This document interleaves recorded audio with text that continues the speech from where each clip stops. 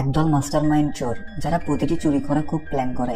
কিন্তু একদিন তাদের একজন ইন্টারপোল পুলিশ ব্ল্যাকমেল করে যে একজন ভয়ঙ্কর মানুষ, যার মানুষ মারা ছিল তার বাঁ হাতের খেলা, তার থেকে $500 মিলিয়ন স্বর্ণ চুরি করা, সেটাও মাঝ আকাশ থেকে। এমন একটা কঠিন মিশন, তারা কোন মাস্টার প্ল্যান তৈরি করবে এবং আদৌ কি তারা চুরিটা করতে পারে, সেটাই দেখবো এই মুভিতে। মুভিটাতে অনেক হলিউডের বিখ্যাত অ্যাক্টররা আছে, তাই মুভিটা অন্য লেভেলের। তো চলো ঘুরে আসা যাক 7 জন চোরের চুরির মিশন থেকে। মুভি শুরু হয়, দেখা যায় ইতালির ভেনিস শহরকে। সেখানে একটা দামি ডিজিটাল আর্টের একটা ক্যামেরা ডিভাইস, যেখানে 400 এর বেশি ক্যামেরা রয়েছে, সেটা বিক্রি নিলাম করা হচ্ছে। সেখানে সাইরাস, সংক্ষেপে সাই। তো সাই নামের মাস্টার মাইন্ড চোর আসে। এই হচ্ছে মুভির প্রধান চরিত্র। তো সে এখানে আসে সেই আর্টের মালিককে কিডন্যাপ করার জন্য। আর্ট চুরি না করে আর্টের মালিককে কেন কিডন্যাপ করছে একটু পর বুঝতে পারবে। সাই তৈরি হয়ে আসে এবং তার দলবলের মধ্যে এ হচ্ছে সাম, এ হচ্ছে কামিলা।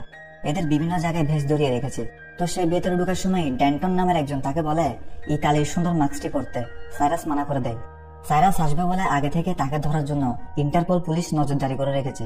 ইন্টারপোল হচ্ছে এক ধরনের পুলিশ সংগঠন যারা আন্তর্জাতিক অপরাধীদের ধরে এবং পুলিশদের সহায়তা করে। ইন্টারপোলের পুরো নাম হচ্ছে ইন্টারন্যাশনাল ক্রাইম পুলিশ অর্গানাইজেশন। আর ইনি হচ্ছেন ইন্টারপোলের একজন সিনিয়র পুলিশ, নাম অ্যাবি। সময় মতো নিলাম শুরু হলে সাইও নিলামে অংশগ্রহণ করে। এটা একটা তার প্ল্যান। তো আর্টের দাম সাই $2 কোটি রাখে এবং শেষ পর্যন্ত সে নিলামে আর্টটা কিনে ফেলে। কেনার সাথে সাথে সান একটা ডিভাইস দিয়ে সেখানে অ্যালার্ম বাজিয়ে দেয় এবং এখানে দেখা যায় লন্ডনে সেই ডিজিটাল আর্ট মালিকটার একটা আর্ট চুরি করার জন্য সাইয়ের দলের আরেকজন মানুষ, যার নাম ম্যাগনেস, সংক্ষেপে ম্যাগ। তো ম্যাগ আর্ট চুরি করার জন্য তার হাতে থাকা একটা হ্যাকিং যন্ত্র দিয়ে সেখানকার ফিঙ্গারপ্রিন্ট লক খুলে ফেলে এবং আর্ট গুলো চুরি করতে থাকে এবং তাকে সাহায্য করতে থাকে সাইয়ের আরেকজন মানুষ, যার নাম লুক। এদিকে সাই এসে সেই আর্টের মালিক অ্যানেটকে বলে, ডিজিটাল আর্টের মালিককে অ্যানেট বলা হয়। তো সাই অ্যানেটকে বলে, আমি আপনার আর্ট কিনছি, সেটার কি হবে? আমার ইউটে চলুন, আমি সেখানে আপনার টাকা পে করে দিব। অ্যানেট রাজি হয় এবং সবাই বোটে উঠে সেখান থেকে দ্রুত গতিতে পালায়। অ্যাবি তাদের ধাওয়া করে। ধাওয়া করতে করতে সান একটা জায়গায় তার হ্যাকিং ডিভাইস দিয়ে পানির বাদ দিয়ে দেয়। এতে আর অ্যাবি তাদের ধরতে পারে না। ইউটে এসে অ্যানেট তার মাস্ক খুলে এবং তাকে $2 কোটি দিয়ে দেয়। অ্যানেট সহ রাতে সবাই পার্টি করে।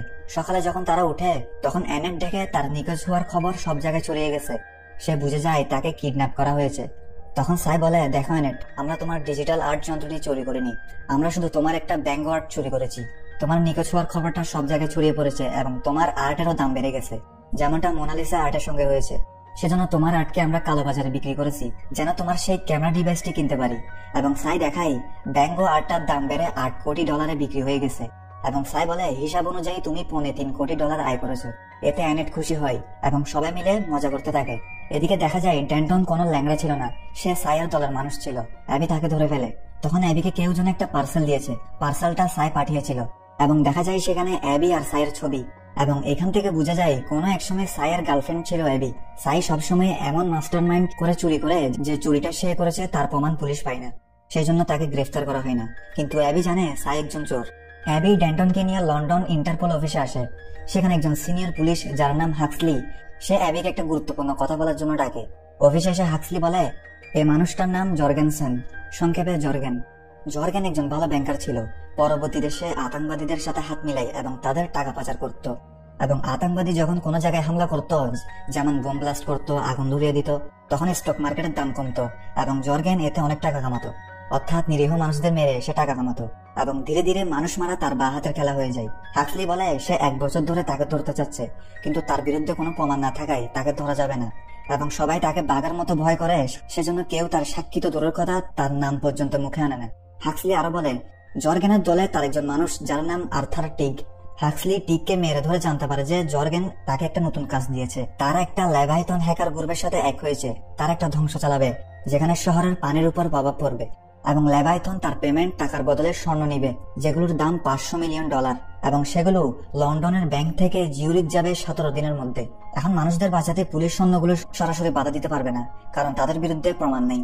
হাক্সলি বলে তাদের এখন সেগুলো চুরি করার জন্য মাস্টার মাইন্ড চোর দরকার, আর সে হচ্ছে সাই এবং তার টিম। হাক্সলি অ্যাবিকে বলে সাইকে রাজি করাতে, এতে সাই মানতে পারে। অ্যাবি সাইয়ের কাছে আসে এবং বলে, শেষ পর্যন্ত আর্ট চুরি করতে গিয়ে ধরা পড়লে। অ্যাবি বলে যে যার কাছে সাই আর্টটি বিক্রি করেছিল সে ধরা পড়েছে এবং সে ড্যান্টন, লুক এবং ম্যাগনেসের নাম বলে দিছে। অ্যাবি আরো বলে তোমাকে একটা স্বর্ণ চুরি করতে হবে যার মূল্য $500 মিলিয়ন, যার মালিক জর্গেনসেন। জর্গেনের নাম শুনে সাই বলে তার দ্বারা এই চুরি করা সম্ভব নয়, কারণ জর্গেন খুব ভয়ানক মানুষ, তার জিনিস চুরি করতে গেলে প্রাণও চলে যেতে পারে।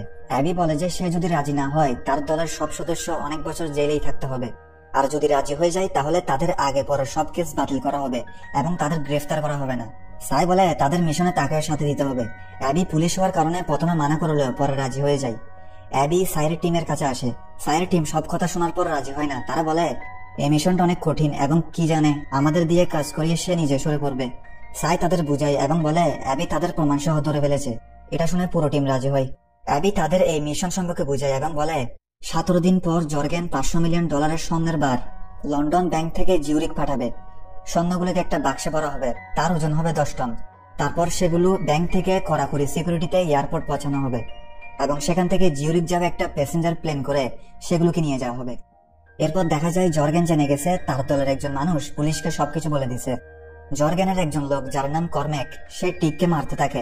ভিডিও কলে জর্গেন কর্মেককে বলে বিদায় জানিয়ে দাও এবং সেই হিংস্র কুকুরটা তার ক্ষুধা মিটায়। সাই তার টিমকে বলে তাদের এই কাজ করার জন্য একটা বিমান দরকার। সান কিছু বিমানের নাম বলার পর তারা মলসেন নামের এক আইটি ইঞ্জিনিয়ারের বিমানকে পছন্দ করে। দেখা যায় সে লেভেলের একটি জেট।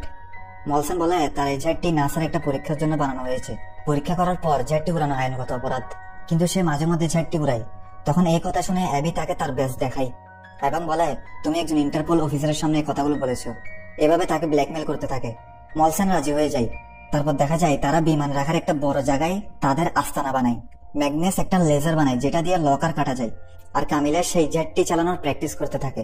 তাদের কাজটা সহজ হওয়ার জন্য সেই আর্টের ডিভাইস থেকে ক্যামেরাগুলো বের করে পুরো বিমানে লাগালে বিমানের বাইরে সবকিছু দেখা যাবে, আর এই কাজটা দেয় লুককে। এদিকে সান বলে এই প্রাইভেট জেটটি জিপিএস থেকে গায়েব করার জন্য একটা পোর্টেবল ইন্টারফারেন্স ডিভাইস লাগবে, কারণ জেটটি যদি সেই বিমানটির স্ক্রিনে আসে তাহলে তারা বুঝে যাবে যে তাদের কেউ ধরার চেষ্টা করছে এবং তারা বুঝে যাবে স্বর্ণ চুরি করার জন্য তারা আসছে। কিন্তু এখানে সমস্যা এই যে জেটটি এত স্পিডে চলবে যে সেই ডিভাইসটি এতে ভালো কাজ দিবে না এবং বিমানবন্দর অফিস বুঝে যাবে যে স্বর্ণের সেই বিমানটি বিপদে আছে।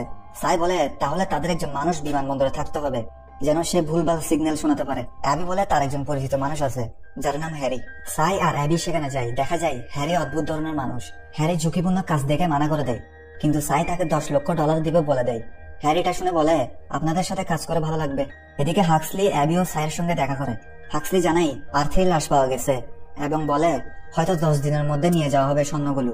এদিকে সাইরা দেখে লেভাইথন হ্যাকাররা অনেক জায়গায় ব্লাস্ট করার ফলে পানির বাঁধ ভেঙে শহরে বন্যা দেখা দিয়েছে। হ্যাকাররা জর্গেনকে একটা ডেমো দিয়েছে, আসল খেলা তো বাকি আছে। এদিকে সাইরার জেট বিমানটিকে বুলেট প্রুফ করে ফেলে এবং সেগুলোর বাইরে ক্যামেরাগুলোকে লাগিয়ে দেয়। সান বলে তাদের এই ডিভাইসটি বড় হওয়ার কারণে সেটাকে বোমের মতো লাগছে, তাই এয়ারপোর্টে ধরে ফেলবে। তারা বুদ্ধি করে যে তারা সেটাকে আলাদা আলাদা পার্ট করে এক একজন এক এক পার্ট নিয়ে বিমানবন্দরে ঢুকবে। বুদ্ধি অনুযায়ী তারা পার্টগুলো নিয়ে নেয়। অবশেষে স্বর্ণ চুরির দিনটি এসে যায়। বিমানবন্দরে সাইরা স্বর্ণ রাখা সেই বিমানে উঠে পড়ে। সেখানে কর্মেক ও তার কিছু সাথীও থাকে। তারা সাইদের উপর সন্দেহ করে। বিমানের নিচের অংশটাই যেখানে মানুষের বড় মালপত্র রাখা হয় সেখানে সেই $500 মিলিয়ন স্বর্ণের বারগুলো একটা লকারে ঢুকিয়ে হাই সিকিউরিটিতে লক করে দেওয়া হয়। সাই সবার পজিশন জিজ্ঞেস করলে দেখা যায় লোক বিমানবন্দরে রয়ে যায়, কারণ সে এটা করতে ভয় পাচ্ছিল। অর্থাৎ তাদের এই মিশনে একজন বাদ পড়ে গেছে। লোক না থাকার কারণে জিপিএস ডিভাইসের সে পার্টগুলো জোড়া লাগানোর কাজ নেই এবি। এদিকে কামিলা জেটটি স্টার্ট করে এবং সেটাকে নিয়ে টেক অফ করে। এদিকে বিমানবন্দরে হ্যারি তার কাজ চালিয়ে যায়। সে পাইলটদের বলে আবহাওয়া খারাপ হতে যাচ্ছে। এদিকে ম্যাগনেস ও সান এক এক করে ওয়াশরুমে গিয়ে তাদের পার্টগুলো রেখে দেয়। তারপর অ্যাবির কাজ হলো সেগুলোকে জোড়া লাগানো। তার সময় 10 মিনিটের, কারণ ডিভাইসটা লাগানো দেরি হলে বিমানবন্দরে অন্য কর্মচারীরা বুঝে যাবে যে তাদের বিমানের পাশে আরো একটি বিমান। তো অ্যাবি ওয়াশরুমে গিয়ে ডিভাইস জোড়া লাগায় এবং সেটাকে যখন আবার উপরে রাখতে যায় তখন হঠাৎ তার হাত থেকে ডিভাইসটা পড়ে যায় এবং ডিভাইসটার পার্টগুলো ভেঙে যায়। সাই দেরি হচ্ছে দেখে সেখানে যায় এবং দেখে ডিভাইসটা ভেঙে গেছে। সাই ডিভাইসটা লাগাতে গিয়ে ওয়াশরুমের বাইরের জর্গেনের লোক ডাকতে থাকে।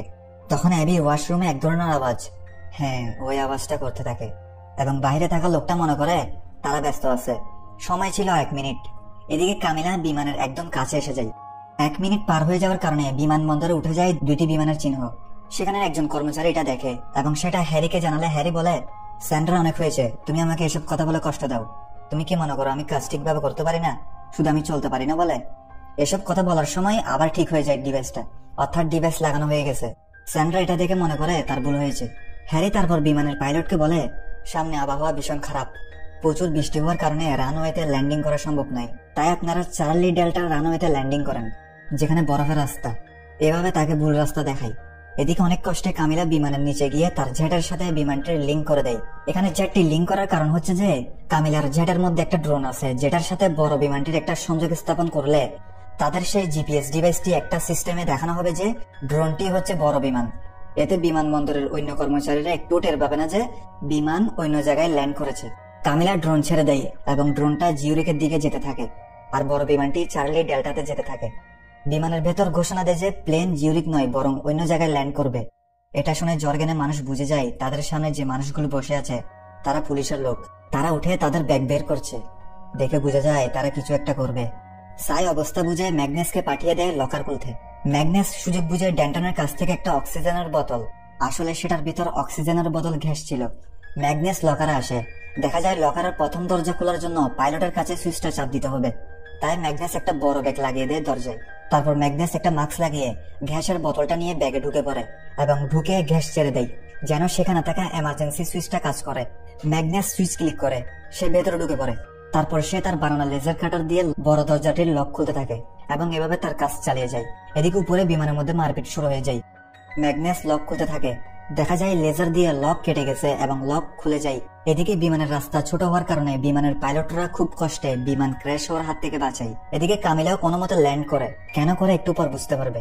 এদিকে কর্মেক সবাইকে গান পয়েন্টে নিয়ে নেয়। ম্যাগনেস সাইকে কাজ ঠিকভাবে না হওয়ার কারণে সরি বলে। কর্মেক দেখে সৈন্য সুরক্ষিত আছে। জর্গেন কর্মেককে ফোন করে বলে জিউরিকে বিমানের বদলে একটা ড্রোন ল্যান্ড হয়েছে, এটা কি হচ্ছে কর্মেক? কর্মেক বলে, না বস, কিছু 2 টাকার চোর ভাইরাল হতে চাচ্ছে। জর্গেন বলে, তাদের এখানে আনো, এখন আমি তাদের ভাইরাল করব। কর্মেক কামিলা ও সবাইকে গান পয়েন্টে নিয়ে বলে যে সৈন্যগুলো জেটে উঠিয়ে জিউরিকে যেতে, কিন্তু কামিলা বলে জেট এত ভার নিতে পারবে না। সাই বলে রেল স্টেশনে রেল দাঁড়িয়ে আছে, সেখান থেকে নিয়ে যেতে পারবে। আসলে সেখানে ইন্টারপোলের পুলিশ তাদের অপেক্ষা করছিল কর্মেকদের ধরার জন্য। কর্মেক কোনো কথা শুনতে রাজি নাই। শেষ পর্যন্ত তারা জেটে স্বর্ণ উঠিয়ে রওনা দেয় জিউরিকের উদ্দেশ্যে। দেখা যায় কামিলা কেমন যেন হাসছে, দেখে বুঝে যাচ্ছে বিমানের স্বর্ণ সহ তাদের উঠানো সাইদের প্ল্যান ছিল। কামিলা জেটটিকে বেকা সোজা করতে থাকে এবং বলে স্বর্ণের ভারে জেটটি ব্যালেন্স হারাচ্ছে। এদিকে দেখা যায় আর্মি জেট কামিলারদের জেটের পেছনে ধাওয়া করেছে, কারণ জেটটি আকাশে উড়ানো বারণ ছিল, এতে তারা নিয়ম ভঙ্গ করেছে। আর্মি পাইলটরা বলে তাদের সাথে কথা বলার জন্য, না হলে তারা তাদের জেটে মিসাইল মেরে দিবে। কর্মেক কামিলাকে কোনো কথা বলতে মানা করে। এদিকে আর্মি পাইলটরা তাদের 1 মিনিটের টাইম দেয়। 1 মিনিটের মধ্যে যদি তারা রেডিওতে সংযোগ স্থাপন না করে তাহলে তাদের জেটে মিসাইল মেরে দেওয়া হবে। অবস্থা বুঝে সাই সেখানে মারপিট শুরু করে দেয়। সাই এবিকে রিমোট দিয়ে আর্মিদের মেসেজ দিতে বলে, কারণ তারা যদি মিসাইল মেরে দেয় তাহলে সবাই মারা যাবে। অ্যাবি রিমোটে তাদের বার্তা দেয় এবং সেগুলো জেটের নিচে একটা এলইডি স্ক্রিনে উঠে যায়। তারপর কামিলার জেটটি উল্টো করলে আর্মিরা তাদের বার্তা পেয়ে যায়। আর্মি অফিস থেকে একজন কমান্ডার আর্মি পাইলটদের মিসাইল মারতে মানা করে। এদিকে অ্যাবি রিমোট দিয়ে জেটের দরজা খুলে দেয় এবং কর্মেক বিমান থেকে বেরিয়ে পড়ে। দেখা যায় বিমানে লাগানো বুলেট প্রুফ লোহাগুলো জেটের পেছনে গিয়ে আঘাত করে এবং এতে হাইড্রোলিক সিস্টেম কাজ করছে না। তাদের এখন এক জায়গায় ল্যান্ড করাতে হবে। তারা যে জায়গায় ল্যান্ড করাতে চাচ্ছিল সেটা আসলে জর্গেনের বাড়ির রাস্তা ছিল। জর্গেন তার বাড়ির বারান্দা থেকে সব দেখতে থাকে। জর্গেন বুঝে যায় কর্মেক স্বর্ণ নিয়ে এসে গেছে, কিন্তু জর্গেন এভাবে এন্ট্রি দেখে তার মাথায় ঘুরে যায়। জেটটি ল্যান্ড করার পর পুরো জেটটি ভেঙে যায়। জর্গেনের মানুষ তাদের গান পয়েন্টে নিয়ে নেয়। তখন সাই সানকে বলে জেটের ক্যামেরা অন করতে। সান জেটটির ক্যামেরা অন করে দেয়। সেখানে লেভাইথন হ্যাকার গ্রুপের লিডার জর্গেনকে বলে এরা সবকিছু জেনে গেছে, এখন কোনো কাজ হবে না। জর্গেন রেগে তার পায়ে গুলি করে দেয় এবং বলে ডিল করতে চাও কি চাও না? সে বলে করবে না। এবং জর্গেন তখন সেখানে পুলিশ এসে যায় এবং পুলিশরা সাইদের অপরাধী ভেবে তাদের উপর গুলি তাক করে।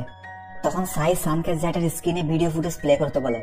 দেখা যায় জর্গেন লেভাইথন লিডারকে মারার সবকিছু ভিডিও রেকর্ড হয়ে গেছে এবং পুলিশ প্রমাণের সঙ্গে জর্গেনকে গ্রেফতার করে।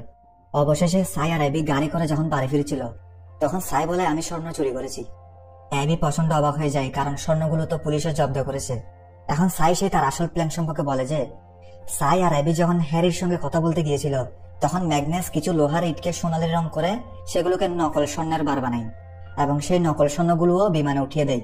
এবং তারা যখন মারপিট করছিল তখন ম্যাগনেস সেই নকল স্বর্ণগুলো আসল স্বর্ণের জায়গায় রেখে দেয় এবং আসল স্বর্ণগুলো সে বিমান থেকে নিচে ফেলে দেয়। এবং লোক কোনো ভয় পায় নাই, সেই স্বর্ণগুলো প্যারাশুটের সাহায্যে সঠিক জায়গায় ল্যান্ড করানোর কাজ করছিল। এরপর তারা এক জায়গায় মিলিত হয় এবং মুভিটা এখানেই শেষ হয়। ভিডিওটা ভালো লাগলে একটা অনুরোধ, চ্যানেলকে সাবস্ক্রাইব করে পাশে থাকা বেল আইকনকে ক্লিক করে দাও যেন নতুন কোনো ভিডিও আপলোড করা হলে সেটার নোটিফিকেশন তোমার কাছে চলে যায়। তোমাদের লাইক সাবস্ক্রাইবই আমাকে আরো ভালো মুভি এক্সপ্লেন ভিডিও আনার মানসিক শক্তি দেয়। তো দেখা হচ্ছে পরের ভিডিওতে।